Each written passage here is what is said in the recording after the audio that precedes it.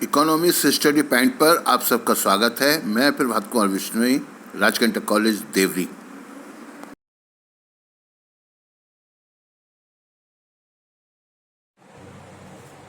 हाँ बच्चों, जैसा ये आज का हमारा जो टॉपिक था मांग की मूल्य सापेक्षता की श्रेणियां, तो इसमें हमने आपको बताया है कि मांग की मूल्य सापेक्षता 5 प्रकार की होती है। ठीक है ना। पहला प्रकार है पूर्णतया लोचदार मांग, दूसरा प्रकार है अत्यधिक लोचदार, तीसरा प्रकार है लोचदार या मूल्य सापेक्ष मांग। तो सबसे पहले हम पूर्णतया लोचदार मांग वक्र की बात करें। आप जैसा कि इसका रेखा चित्र भी देख रहे हैं, देखिए मांग वक्र जो है आधार रेखा के ठीक, ये आधार रेखा है हमारी, आधार रेखा के ठीक समांतर मांग वक्र है। ठीक है ना। इसमें क्या है, मूल्य कितना है, ओपी के बराबर है। यहाँ पे देखिए हमने ओ वाई अक्ष पर एक वस्तु का मूल्य दिखा रखा है जो कि ओपी के बराबर है, तथा ओ वाई एक्स अक्ष पर हमने एक्स वस्तु की मांग की मात्रा को दिखाया है। ठीक है। आप ध्यान से देखिए रेखा चित्र को कि जब मूल्य ओपी है तो मांग कितनी है, ओपी है। मूल्य ओपी के बराबर ही है, मांग कितनी है, ओपी टू है। मूल्य वही है, मांग कितनी है, ओपी वन है। अर्थात मूल्य में कोई परिवर्तन नहीं हो रहा, अर्थात मूल्य में होने वाला अनुपातिक परिवर्तन शून्य है। क्या है, शून्य। डेल्टा क्यू क्या है, डेल्टा पी, ये है शून्य। और मांग में होने वाला अनुपातिक परिवर्तन अर्थात डेल्टा क्यू, ये जो है अनंत है। अनंत का मतलब होता है बहुत ज्यादा, मतलब अनंत का मतलब होता है इन्फिनिट, जैसे आकाश के तारे इन्फिनिट। यानी मूल्य में कोई परिवर्तन नहीं हो रहा है, मांग 100% बढ़ जा रही है, अथवा मांग ये तो बढ़ जा रही है, अथवा 100% मांग घट जा रही है। ऐसा मांग वक्र जो है वो पूर्णतया लोचदार मांग वक्र कहलाता है। अब मैं आपको ये बता दूं कि जब हम पूर्ण प्रतियोगिता पढ़ेंगे तो पूर्ण प्रतियोगिता में उसकी जो परिभाषा है, उस परिभाषा के अनुसार एक यानी पूर्ण प्रतियोगिता बाजार में तब पाई जाती है, फिर से सुनिए, पूर्ण प्रतियोगिता बाजार में तब पाई जाती है जब एक उत्पादक को अपनी वस्तु के लिए पूर्णतया लोचदार मांग वक्र का सामना करना पड़ता है। देखिए ना, ये पूर्णतया लोचदार मांग वक्र, इस मांग वक्र का सामना करना पड़ता है। ठीक है। मूल्य बाजार में एक ही रहता है और इस मूल्य पर कोई क्रेता चाहे तो वस्तु की ओपी मात्रा खरीदे, चाहे तो ओपी टू, चाहे तो ओपी वन। ये बाद में हम आपको अच्छी तरह समझाएंगे। लेकिन पूर्णतया लोचदार मांग वक्र जो है ये काल्पनिक होता है, व्यवहारिक जगत में नहीं होता है। इसका केवल सैद्धांतिक महत्व है। व्यवहारिक जगत में कोई भी ऐसी वस्तु नहीं होती कि जिसके मूल्य में अकारण लेश मात्र भी परिवर्तन नहीं हो रहा है और अकारण ही उसकी मांग जो है कभी बढ़ जा रही है, कभी घट जा रही है। तो उस प्रकार की मांग को पूर्णतया लोचदार मांग कहते हैं। और इसको प्रतीक चिन्ह में ईडी बराबर इन्फिनिट, ये हमने इन्फिनिट का चिन्ह लगाया। फिर से एक बार ध्यान दिखा देते हैं आपको। इन्फिनिट, इन्फिनिट का मतलब होता है अनंत, मांग की मूल्य सापेक्षता अनंत। अब आते हैं दूसरे रेखा चित्र पर। ये हमारा दूसरा रेखा चित्र है अत्यधिक लोचदार मांग। इसको हम इस प्रकार से भी कर सकते हैं, अत्यधिक मूल्य सापेक्ष मांग। ठीक है ना। लोचदार ना कह के मूल्य सापेक्ष भी कह सकते हैं। इसमें क्या है कि जब वस्तु का मूल्य, देखिए मूल्य दिखाया मैंने, एक्स वस्तु है तो एक्स वस्तु का, ठीक है, एक्स वस्तु का मूल्य ओपी के बराबर है तो मांग की मात्रा है ओपी के बराबर। ठीक है। अब मूल्य कम हो जाता है, अर्थात मूल्य में 15% गिरावट हो जाती है, मूल्य कम हो जाता है तो मांग बढ़ जाती है। कितनी बढ़ती है, 20% मांग बढ़ जा रही है, यानी Q1 हो जा रही है मांग। अर्थात मांग में जो परिवर्तन हो रहा है Q1, यानी ये डेल्टा क्यू, ये है 20%, और मूल्य में जो परिवर्तन हो रहा है 15% कम हो रहा है, ये है 15%। ठीक है। अभी और दोबारा देखिए, जब मूल्य कम हो गए, कितना हो जाता है, P2 हो जाता है, बेइज्जती हुई। अब मान लीजिए मूल्य बढ़ जाए, P1 हो जाए, अर्थात मूल्य में P1 के बराबर वृद्धि हो जाए। कितनी वृद्धि है, 15%, मान लीजिए 15%, यानी डेल्टा P ये कितना है, डेल्टा P ये तो है 15%। 15% वृद्धि के फलस्वरूप मांग में कितनी कमी आई है, तो इतनी कमी आई है, अर्थात Q1, Q से घटकर Q1 हो गई मांग, OQ1 हो गई, OQ से घटकर OQ1 हो गई, अर्थात इतनी कमी आ गई मांग में। कितने परसेंट, मान लीजिए डेल्टा Q ये 20% है। अब सूत्र के अनुसार यदि हम इसमें रखें 20/15, तो आंसर हमारा 1 से अधिक आएगा। क्या आएगा, 1 से अधिक आएगा, इसलिए 20/15, तो 15 बचे 5, दशम लगाएंगे, सिफर बढ़ाएंगे, 15 45, बचे 5, 15 45, फिर बचेंगे 5, 15 के आगे छोड़ देंगे तो 1.33 आएगा, जो कि 1 से अधिक है। ठीक है, अगर इसको हम भाग करेंगे तो हमारा जो आंसर आएगा, क्या आएगा, 1.33। ये जो आंसर है हमारा, ये है 1 से अधिक। ईडी बराबर कितना है, 1.33, 1 से अधिक है, तो गणित के रूप में हम इसको लिखते हैं ईडी अधिक है 1 से, और ये हमने यहाँ पे क्लिक किया। अच्छा, मैं आपको बताना चाहूंगा कि प्राय प्रतिष्ठा रक्षक जो वस्तुएं होती हैं या विलासिता की जो वस्तुएं होती हैं, उनकी मांग अत्यधिक लोचदार होती है।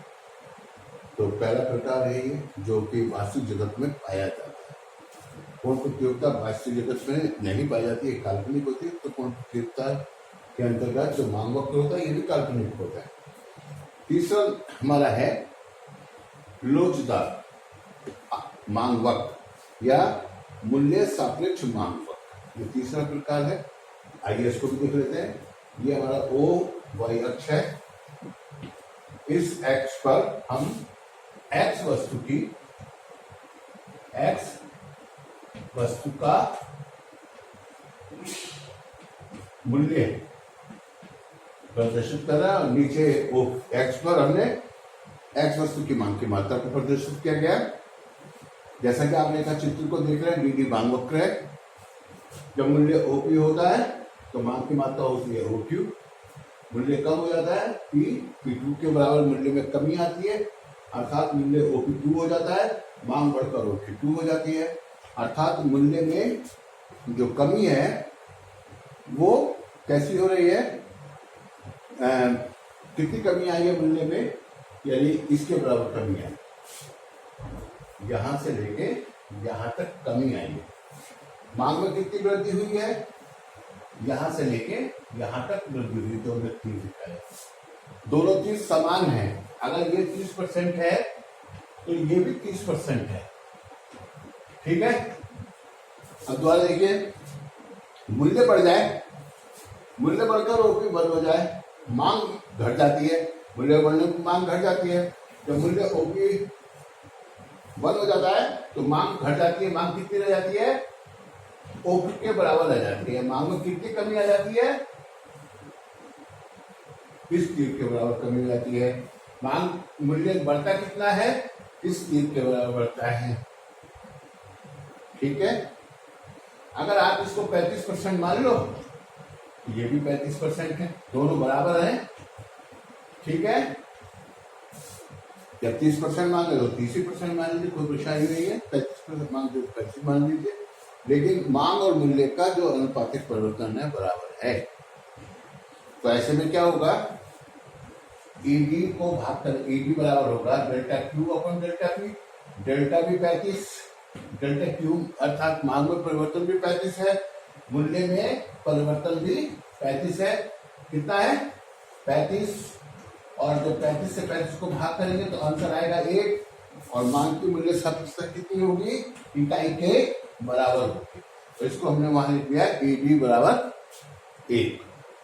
ये तीसरा प्रकार था, यह हमने बताया विलासिता संबंधी या प्रतिष्ठा रक्षक वस्तु की मांग की मूल्य सापेक्षता अत्यधिक लोचदार होती है, किंतु लोचदार वस्तु की जो मांग की मूल्य सापेक्षता होती है वो कैसी वस्तु की होती है? आरामदायक वस्तु की मांग की मूल्य सापेक्षता कैसी होती है?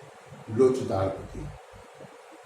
ठीक है, आगे 2 और हम व्याख्या कर ले रहे हैं, हमारे 5 कंप्लीट हो जाएंगे। ठीक है, चलिए प्यारे बच्चों, मैं आपको बता दूं कि जो तीसरा हमने आपको मांग की लोच का प्रकार बताया था वो था लोचदार मांग या मूल्य सापेक्ष मांग। तो क्या हमने स्पष्ट कर दिया था आपको कि प्राय आरामदायक वस्तुओं की मांग की मूल्य सापेक्षता लोचदार होती है। अब ये चौथा प्रकार है मांग की लोच का, और इसमें देखिए ये जो रेखा चित्र हमने दिखाया है, इस रेखा चित्र पे ओ एक्स अक्ष पर हमने ये एक्स वस्तु की मांग की मात्रा को प्रदर्शित किया है तथा ओ वाई अक्ष पर एक्स वस्तु के मूल्य को प्रदर्शित किया गया है। इसमें क्या होता है? बेलोचदार मांग, यानी कि मांग में जो परिवर्तन होता है वो मूल्य के तुलना में कम होता है। दूसरे शब्दों में हम कह सकते हैं कि Q डेल्टा Q ये छोटा होता है डेल्टा P से छोटा होता है, अर्थात मांग में होने वाला अनुपातिक परिवर्तन कम होता है मूल्य के अनुपातिक परिवर्तन से या प्रतिशत परिवर्तन से। तब क्या होता है? जब हम Q को भाग करते हैं P से तो हमारा आंसर 1 से कम आता है, यानी इलास्टिसिटी ऑफ डिमांड 1 से कम होती है। और ऐसी वस्तु कौन सी होती है जिनकी मांग की मूल्य सापेक्षता इकाई से कम होती है? तो वो होती है अनिवार्य आवश्यकता वाली वस्तु। ठीक है, जैसे दवाई, जैसे अन्न। ठीक है, यहाँ इस रेखा चित्र को हम समझ लेते हैं। ठीक है, रेखा चित्र पर जैसा हमने बताया आपको, तो वस्तु का मूल्य ओपी के बराबर होता है। कितना होता है? ओपी के बराबर।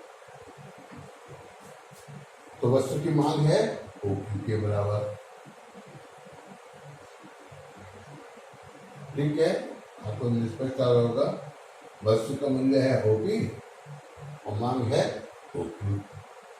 अब देखिए, अगर मांग में मूल्य में कमी हो जाती है, मूल्य घटकर P2 के बराबर हो जाता है, अर्थात मूल्य में ये जो तीर हमने लगाया है इस तीर के बराबर कमी आ जाती है। ठीक है, तो मांग बढ़ती है। कितनी बढ़ती है? इस तीर के बराबर बढ़ती है।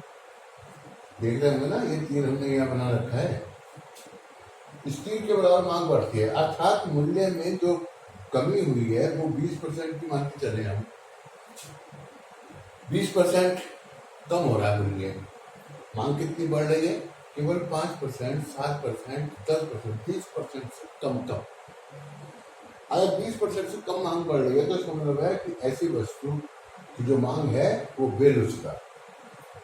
यही बात जो है, यदि मूल्य बढ़ जाए, बढ़कर OP2 से बढ़कर OP1 हो जाए, अर्थात मूल्य में इतनी वृद्धि हो जाए।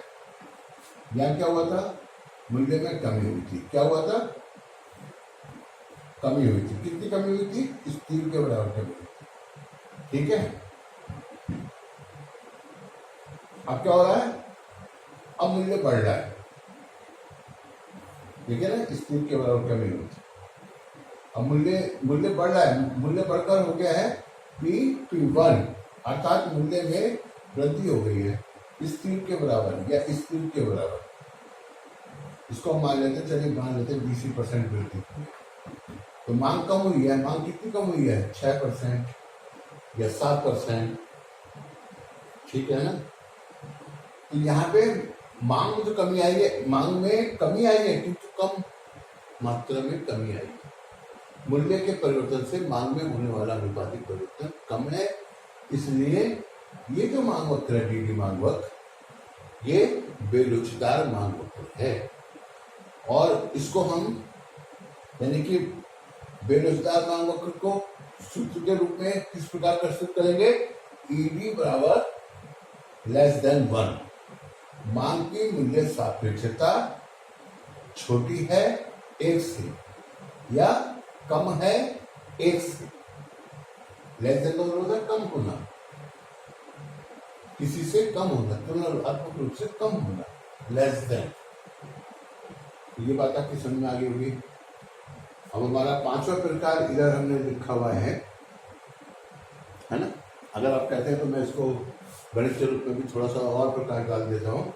जैसे ईडी बराबर है हमारा delta Q upon delta P. ये मांग का प्रतिशत परिवर्तन है, ये मूल्य का प्रतिशत परिवर्तन है। हमने मान के चला कि मूल्य में 5% यानी कि कीमत में मांग में 5% का परिवर्तन हो रहा है और फलस्वरूप मूल्य में कितना परिवर्तन हो रहा है? 20% का। तो 5 को 20 से भाग करेंगे, 5 का 5, 5 चौक 20, यानी 1/4। और इसको अगर दशमलव भी में बदलोगे तो 0.25। और कोई भी दशमलव भी ना जो साधारण भी 1 से छोटी होती है, इसलिए हमारा आंसर आएगा ईडी यानी लेस देन 1। आप समझ गए होंगे। अभी दूसरा प्रकार है, यहाँ पे हमने ये आपको दिखाने की कोशिश की है। मूल्य कितना है? ओपी, अर्थात मूल्य है कितना। ये ठीक है, वही चीज जो हमने इस चित्र में प्रस्तुत की है। ओ एक्स अक्ष पर हमने एक्स वस्तु की मांग की मात्रा को, तो ओ वाई अक्ष पर एक्स वस्तु के मूल्य को प्रदर्शित किया। ओपी जो है मूल्य है, क्वांटिटी ओ एक्स है, मूल्य बढ़कर ओपी 1 हो जाता है, मांग वही रहती है यानी ओपी के बराबर, मूल्य घटकर ओपी 2 रह जाता है, मांग फिर भी ओपी के बराबर है। अर्थात मांग में जो परिवर्तन हो रहा है वो शून्य हो रहा है। डेल्टा क्यू शून्य है, कोई परिवर्तन नहीं हो रहा। जबकि मूल्य का जो प्रतिशत परिवर्तन है वो 100% बढ़ जा रहा है या घट जा रहा है, ठीक है ना। तो मूल्य में होने वाला जो प्रतिशत है वो है 100%, उससे भी अधिक हो सकता है। लेकिन मांग का प्रतिशत शून्य है, और शून्य को यदि हम किसी भी बड़ी से बड़ी संख्या से भाग दें, यानी 999 से भी अगर हम भाग करेंगे तो भी शून्य प्राप्त होगा, अर्थात शून्य ही आएगा। यानी ईडी बराबर 0, जो मांग में कोई परिवर्तन ही नहीं हो रहा। सूत्र में जब हम इसको रखेंगे तो डेल्टा क्यू की जगह 0 और डेल्टा पी की जगह 100, तो आंसर आएगा 0। ईडी बराबर 0 दिया हमने, लिख दिया ईडी बराबर 0। ये क्या है? पूर्णतया बेलोचदार मांग। इस प्रकार बच्चों मांग की 5 श्रेणियां होती हैं। पहली पूर्णतया लोचदार, दूसरी अत्यधिक लोचदार, तीसरी लोचदार, चौथी बेलोचदार, पांचवी पूर्णतया बेलोचदार। अब सापेक्षता के रूप में यानी पूर्णतया मूल्य सापेक्ष मांग, फिर है अत्यधिक सापेक्ष मांग, फिर है सापेक्ष मांग, फिर है निरपेक्ष मांग, मूल्य निरपेक्ष मांग, फिर है पूर्णतया मूल्य निरपेक्ष मांग। तो बात वही है, कान इधर से पकड़ो या इधर से, आंसर वही है। अगर हम श्रेणियों की बात करें या प्रकार की बात करें तो एक ही बात है, मांग की लोच की श्रेणियां अथवा प्रकार एक ही है। और जैसे हमने आपको बताया कि लोचदार शब्द के लिए, लोचदार शब्द के लिए सापेक्ष शब्द, जहां पे हमने लोचदार लिखा वहां सापेक्ष लिख सकते हैं। जहां हम बेलोचदार लिख रहे हैं वहां आप निरपेक्ष लिख सकते हैं। ये दोनों एक दूसरे के पर्यायवाची हैं, समझ गए होंगे। तो हमने आपको मांग के लॉज की परिभाषा, अर्थ और उसके प्रकारों की विस्तार पूर्वक व्याख्या कर दी है। आज का ये टॉपिक हमारे लिए खत्म होता है, और फिर मिलेंगे। नमस्कार।